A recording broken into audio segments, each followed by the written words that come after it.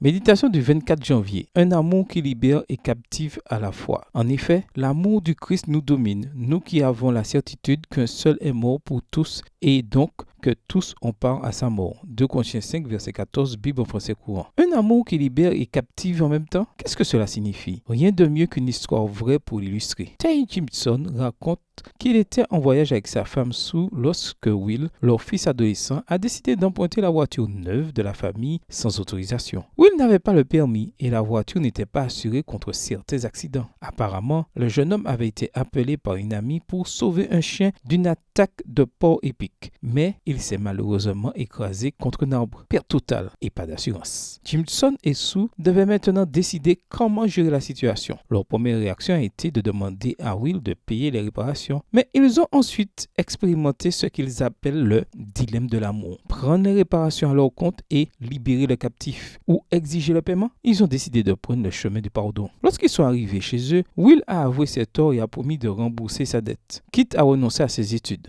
Jimson l'a alors interrompu. « Will, ta dette est plus grande que toi, mais pas plus grande que nous. Ta mère et moi sommes heureux de te dire que tu ne nous dois absolument rien. » « Pas question, dit Will. Vous ne pouvez pas faire ça. »« Bien sûr que si. Et nous l'avons déjà fait, » a répondu Jimson, les larmes aux yeux. Le garçon a accepté le pardon et ainsi été libéré de son énorme dette. Mais ensuite, une chose intéressante s'est produite. Avant de savoir qu'il avait été pardonné, écrit Jimson, la culpabilité poussait Will à payer une dette impayable. Mais maintenant que le pardon l'avait libéré de toute obligation, la gratitude le poussait à réparer le tort qu'il nous avait causé. C'est donc par gratitude que Will a réussi à trouver un job d'été qui lui a permis d'acheter une voiture à ses parents. Y a-t-il une ressemblance avec ce que Dieu a fait pour vous et moi? À cause de nos péchés, nous avons acquis une dette plus grande que nous, mais pas plus grande que son amour. C'est pourquoi Dieu, au lieu de nous infliger la punition que nous méritions, nous a donné son Fils et nous a accordé le pardon que nous ne méritions pas. Maintenant que nous avons compris l'ampleur de ce sacrifice, son amour s'est emparé de nos cœurs, au point que nous ne lui obéissons plus par obligation, mais par amour pour celui qui nous a aimés le premier. Notre prière. Merci Jésus, parce que ton amour est plus grand que la dette de mon péché. Maintenant que je suis libéré de ma culpabilité, je veux te donner ma vie et te servir de tout mon cœur. C'est le moins que je puisse faire. Bonne journée à vous et que le Seigneur vous bénisse.